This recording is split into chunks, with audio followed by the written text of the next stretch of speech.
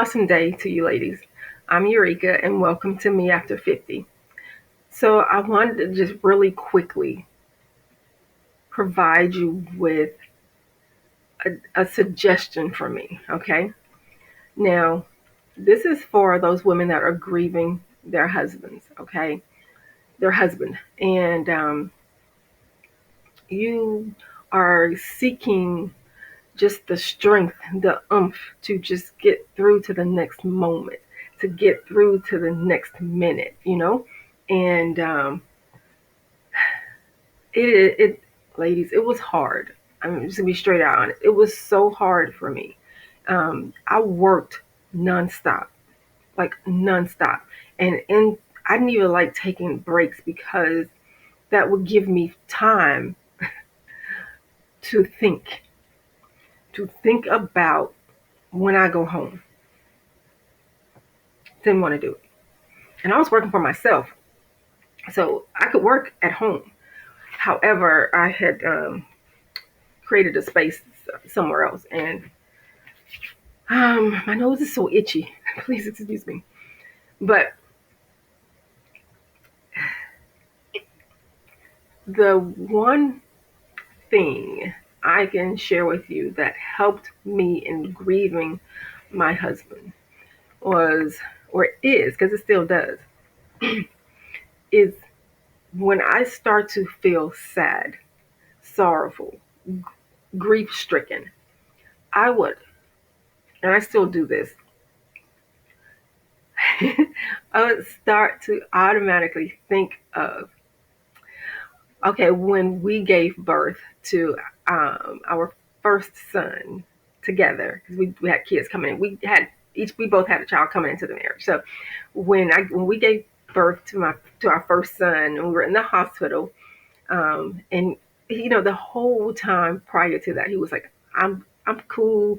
I'm gonna be so cool. I'm gonna do everything so smooth. I'm gonna cut the umbilical cord. I'm not gonna drop the scissors. He was just like, I got this. And then when it was time, he actually dropped the scissors.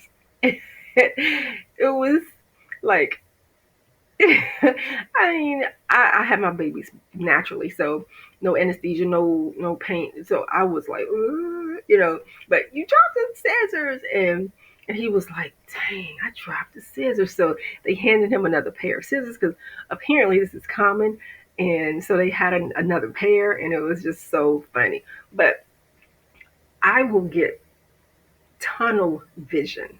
Like, I would take my undesired thoughts of the sorrow, my sorrowful thoughts, and I would take that, and or try to erase it a little bit, and then put in something else, or just bring something else into my path of vision, my path of thought, right? And then I would just zone me in on it, right? And then I would stay zoned in and connected to that thought until it gave me that internal tickle. Oh my gosh, that has tremendously helped me with dealing with and just processing it. I don't, I can tell you, being 7 years into this already, you don't get over it. So when people say, hey, you'll get over it, time will heal, no, no, no, no, no, no.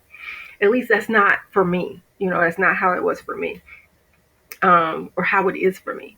Um, the I do know how to manage my thoughts and my emotions so that I am not triggered and I have an outbreak or a breakdown. I said an outbreak, a breakdown, um, in public or while driving, and not that it's bad to do it in public, but I was having breakdowns like driving, and tears are just flooding my vision. I can't see, and then I just emotionally I'm just like numb, and I just stop. I freeze, and I'm like, oh my gosh, we can't do that.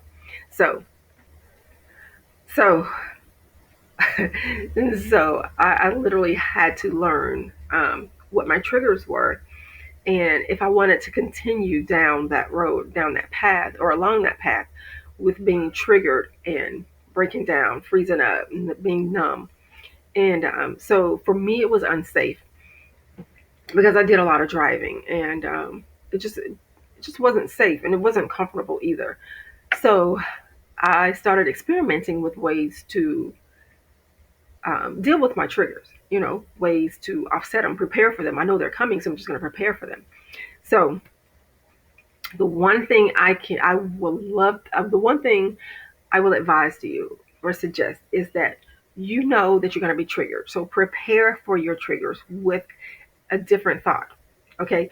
A thought that will give you that inner smile, that inner tickle that would just like, you know, and so it helps. It, ladies, it really, really helped me. So I just want to share that with you. So when you are feeling an onset of your grief, your despair, and your sorrow, think about that thought that you have in your pocket, okay, or in your corner in the top. You know how like you stick a pen or a pencil up here. Put that thought right there, okay, and that way, when the time comes, you just pull it out. Okay, you pull it out, put it in your path, and now you zone in on it. And that right there will, it has definitely helped me. And I really hope it helps you. Gosh whiz. I really, really hope this helps you. So, that's, I just wanted to share that with you, ladies. So, have an amazing day. Leave a comment, helped, or if you have other ways that you deal with it that can help other people, please leave a comment. And just, ladies, one moment at a time. I love you. See you later. Oh, subscribe to the channel. Um, get on our newsletter, receive our newsletter, receive updates about our upcoming events. We host retreats. I don't like saying the word widows, but since that's the most relatable term so far, we do host retreats for women that have lost their spouse. We host retreats for women that have experienced loss of a spouse, a divorce, and a significant breakup. A lot of women, a lot of people are together and not necessarily married on paper, but they're married in life. And so all of that, we help with all of that. So if you want more information, subscribe and also um, connect with us, get some information from us, and we'll send it out to you. So have an amazing day. I love you. Chat with you later.